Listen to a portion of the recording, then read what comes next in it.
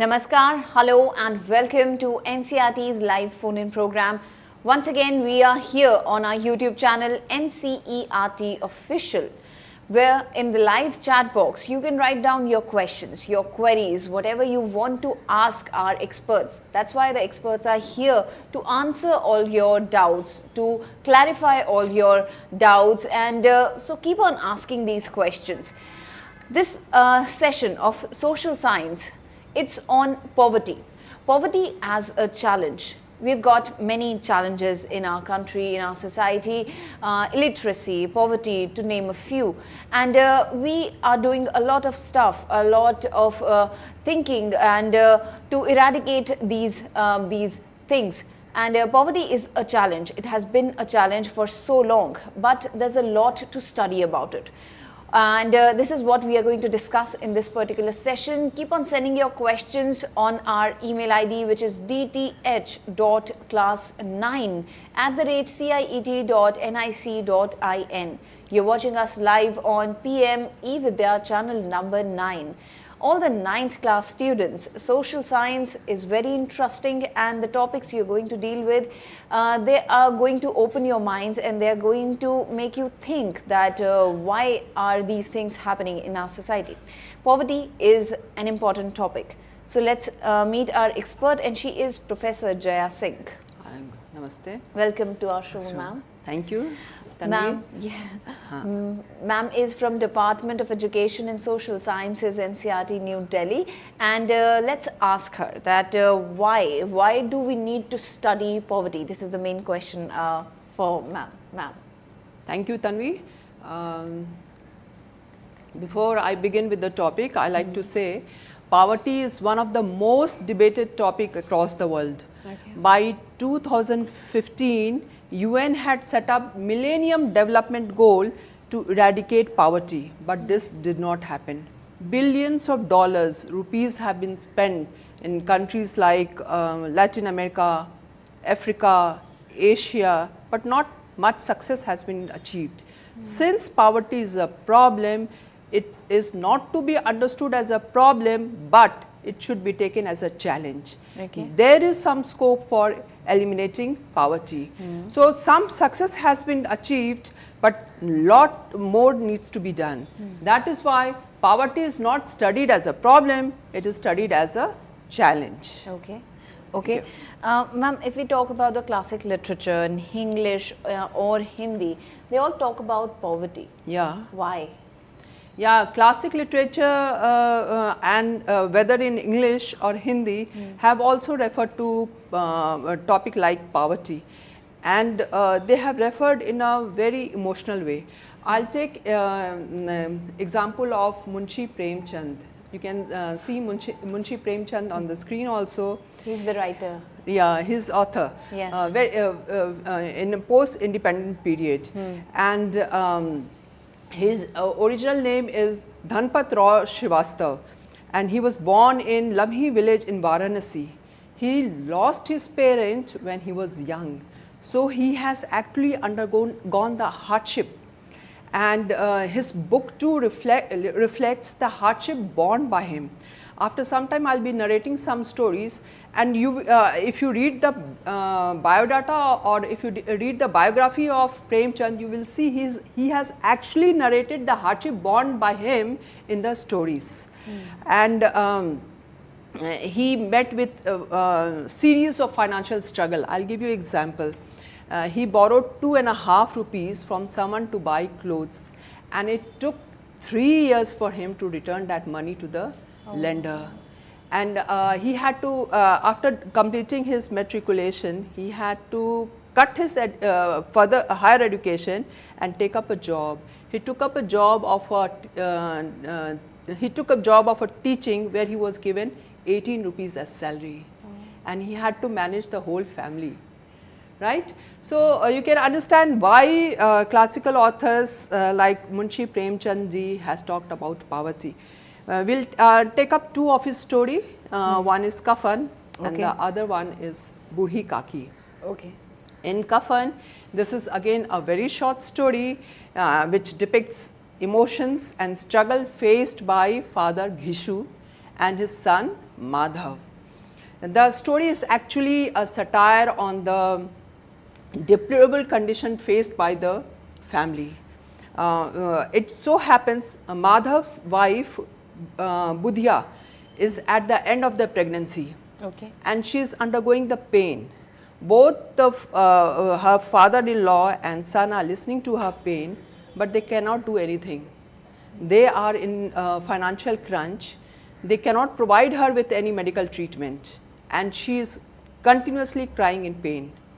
Then finally, she had to give up her life. Oh.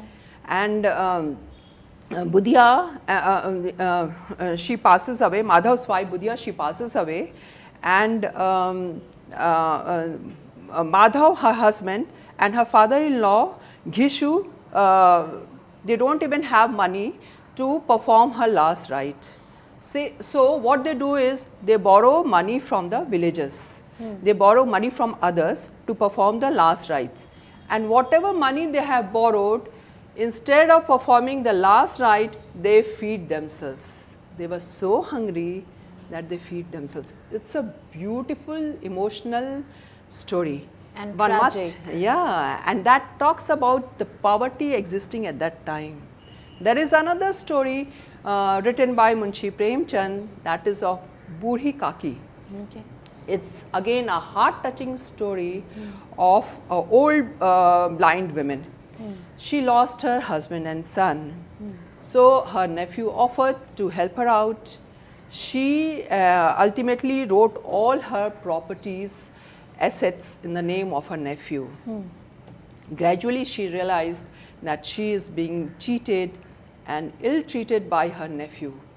Then once there is a very small incident and very interesting, touching incident mentioned by Premchand.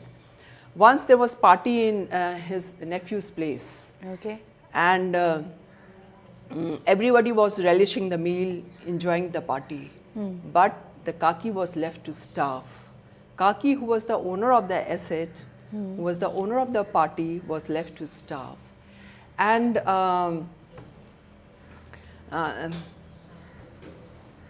is it going? And nephew's wife Rupa, she was shocked to see that at the end of the party, Kaki, she came in a room, and since she was hungry, she tried to find some food from the leftover.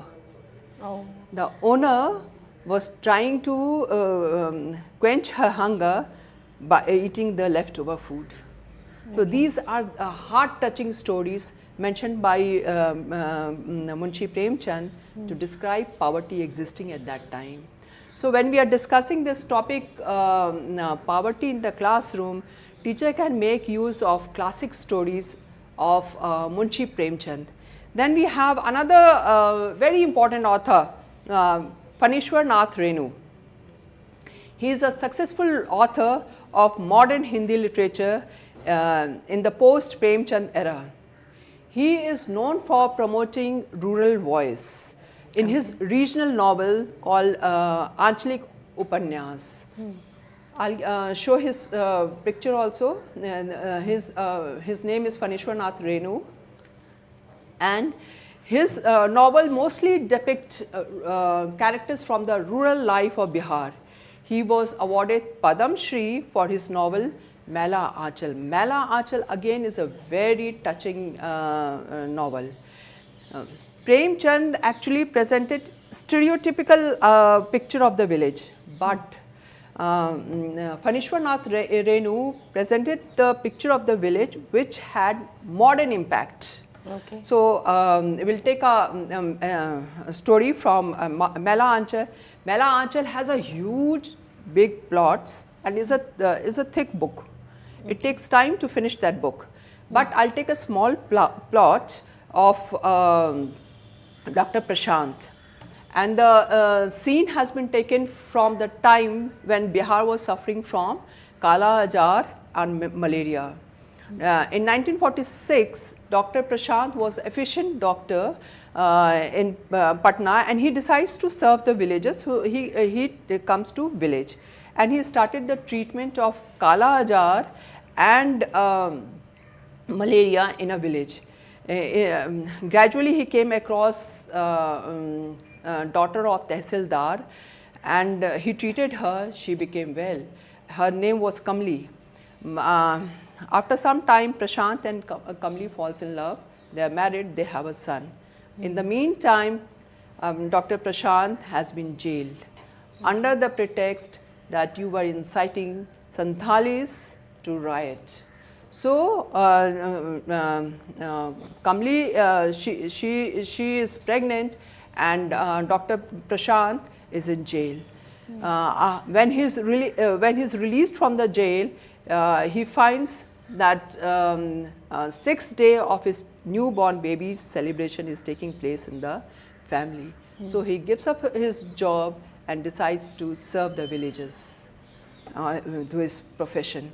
So these are the heart-touching story which describes the emotional condition, socio-economic condition existing at that period. Yeah. And this is inspirational as well. Yeah, of course. Then there is another story I'll take from English author Charles Dickens. Okay. Again, Charles Dickens has written from his own experience. And his book, the name of his book is David Copperfield. Charles Dickens has used his experience to create enduring popular work called David Copperfield. It is basically a story of a young man who had a very torturous childhood, and then he became a novelist. He had to face the cruelty of his surrogate parents, and he had a very bad childhood. He was then sent to boarding school, where again he met with ill treatment. Then he was asked to cut down his studies and sent to factory to earn his living. There again he met with urban hardships. So all this is, the hardship borne by Charles Dickens is reflected in his story David Copperfield under the protagonist David. Okay. So that's again, if you read this book, David Copperfield by Charles Dickens, it explains how poverty existed in England at that time, how people were suffering, how they were tortured, and how they led their life besides this torture. Okay. Ma'am, so poverty has certain definition, but then poverty is different for different people. If somebody is rich, he'll define poverty in his own words, and if these people, the ones you gave examples, for them, because they experienced poverty, poverty for them was different. But if we talk about economists, how would they define poverty? Okay. We have Tendulkar method of calculating poverty. Okay. He takes calorie and salary, certain salary as the landmark for defining the poverty. Okay. But when it comes to the child, he finds difficult to relate himself to that calorie and the salary defined by Tendulkar. Okay. Like Tendulkar says, for rural areas you need to have 2400 calorie of food. For urban area you need to have 2200 calorie of food. Same thing has been done with the income also, but the child finds difficult to relate. So here we'll be dealing with economist, economic professor. He is also an educator and global leader who talks about sustainable development. His book is Poverty as The End of Poverty, Economic Possibilities for Our Time by Jeffrey Sachs.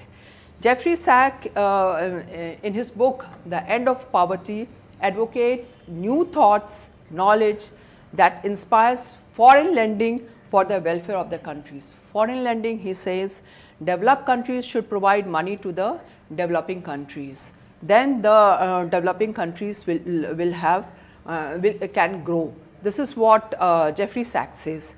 And he has used, taken help of many statistics, data to prove that unless and until developed countries provide foreign aid to the developing countries will not grow, will not benefit. So is it true? I'll gradually answer your query when I come back to Abhijit Banerjee, right? So in one of his book, one of his chapter from the book, The End of Poverty, he says, America should not fear the growth of China and India. This is because there is in economy zero-sum struggle. That is, if any country is becoming rich, that does not mean the country which is rich will become poor, right? So America should not fear the growth of China and India. Rather, America should cooperate with these countries and provide them more and more of aid. He says growth in different countries will be possible through the sharing of technologies, through the sharing of knowledge and skill. And this sharing of technologies, knowledge and skill will be beneficial for both the countries. Okay. This is what Jeffrey Sachs says. But he says developed countries should provide foreign aid to the developing countries. We come back to another author. He is William Easterly. The name of his book is The White Man's Burden. He does not agree with Jeffrey Sachs. He says, no, please don't provide foreign aid to the developing countries. If you provide foreign aid to the developing countries, it does more harm than good. Okay. Do you agree with William Easterly? I'll give you an example of India way back in 1966. In 1966, India became a food deficit country. India was facing the problem of food. So, before 66, we were borrowing food from America under PL 480. America was giving aid to India, but under certain terms and conditions. Okay. Mrs. Gandhi at that time said, we will not go by their terms and conditions. We will have technology upliftment in our own country. And because of that, there was some effort made by economists like Swaminathan and other. There was green revolution in our country, and our country became food sufficient. Till date, we don't have to borrow food from abroad to make us self-sufficient. Yeah. India has become self-sufficient in terms of food. So what Jeffrey Sachs says, William Easterly does not agree with him. Okay. Right? Then he says, if you get aid from foreign country, it also undermines the importance of local institutions like panchayats. Now, everything when you get from outside, naturally you have to go by the terms and conditions dictated from outside. True. Your own power from your own economy will be undermined. So, he does not agree with Jeffrey Sachs. So, if you have to remove poverty, he says the solution should be from your own economy. The solution should come from your own village. But even I agree with this fact. You agree with it? You will agree more when you listen to Abhijit Banerjee. Okay. Abhijit Banerjee and Esther Duflo. Oh, the Nobel Prize winners. Yes. When did they get Nobel Prize? Last year. 2019. Last year. Yeah. And he could contradict what Jeffrey Sachs said. It was based on his experiment, and his experiment is called randomized controlled trial conducted in J. Pal lab. Okay. Now, what is this experiment? Randomized control experiment trials. This experiment is conducted in two set of group. One is the control group and the other is experimental group. Okay. Since Tanvi is very studious, I'll take example of textbook. Textbook was given to experimental group. Okay. And control group was not given anything. Then they took up the test, and they found the group which was given a textbook had scored high than the group which was not given a textbook. That means textbook and the score had positive relationship. Means if you studied from the textbook, you get good marks, right? So that brings out the importance of textbooks, right? Now, he now based on this experiment, he contradicted what Jeffrey Sachs had said.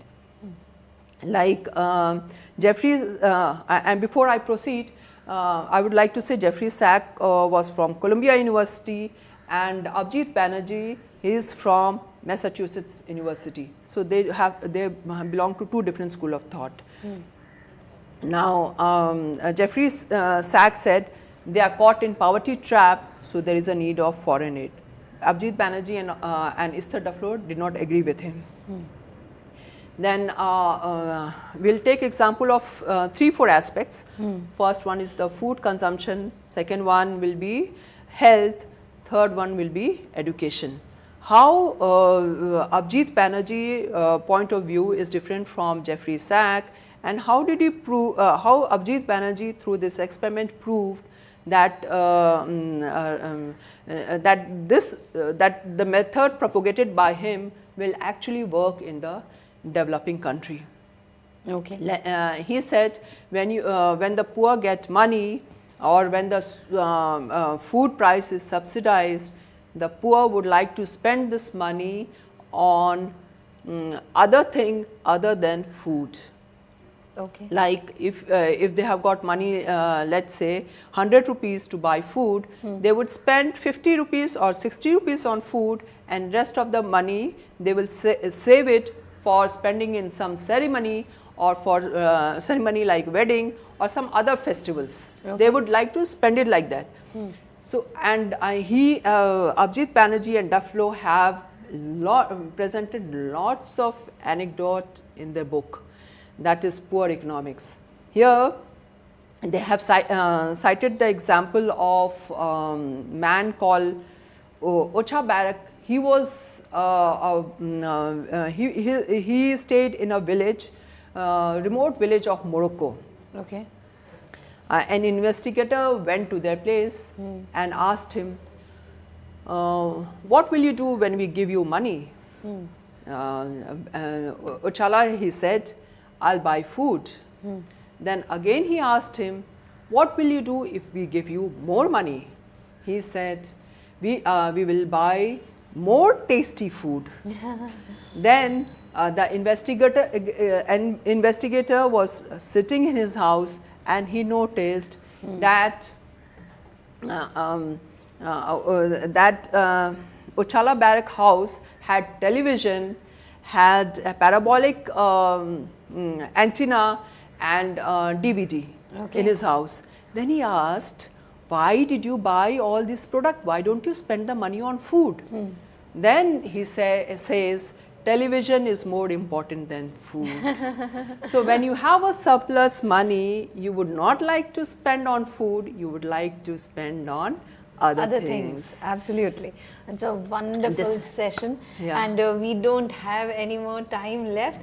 So we'll continue the chapter maybe in the next session. It was lovely to know about these people, and I know about Abhijit Banerjee and Esther Duflo, but I'm definitely going to read this book. Would you like to pass on a message to our viewers?